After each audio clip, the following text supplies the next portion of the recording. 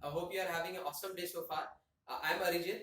Today I'm going to discuss about why you should build a product but with the help of customers. Okay, don't build a product on isolation because most of the time what happens is your customer wants something else and you have built something else. So that's why always build a product in co-creation. Now what should be the steps you should follow? Okay, just build a mock-up that won't take much of time, and also if you can have a video of your entire product, what is the problem and what is the solution which you are expecting to solve with the technology or whatever the skills you have, whatever the solutions you have built, then go to reach out to the customers whom you are targeting. Then ask them about the video, what they have interpreted on that. See the expressions of them, how they are feeling it. Are they having any difficulty to understand, or is the flow very clear?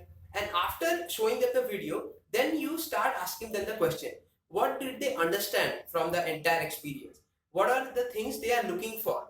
How they can improve the entire user experience? What are the functionalities you should have?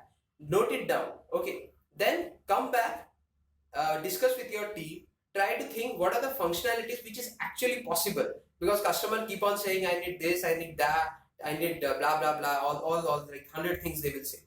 After that, try to understand and come to a conclusion which are the most important things you have missed out and customers are really wanting to get it. Because if you build everything, they won't take it. Trust me, this has happened for us like so many times. We have built entire thing whatever they have showed, and end of the day we went there and they said no, it's just too many functionalities. So try to like conclude and make a brief of what are the important functionalities you should have, then build the product. After that, in the meanwhile, like during the entire process, you have actually sold your product. So it means that the sales cycles which you have thinking after building the product has been already reduced, because those customers already have made an impression. There is a product you are building for them, so they are in the demand is already there. Okay, you just have to supply it.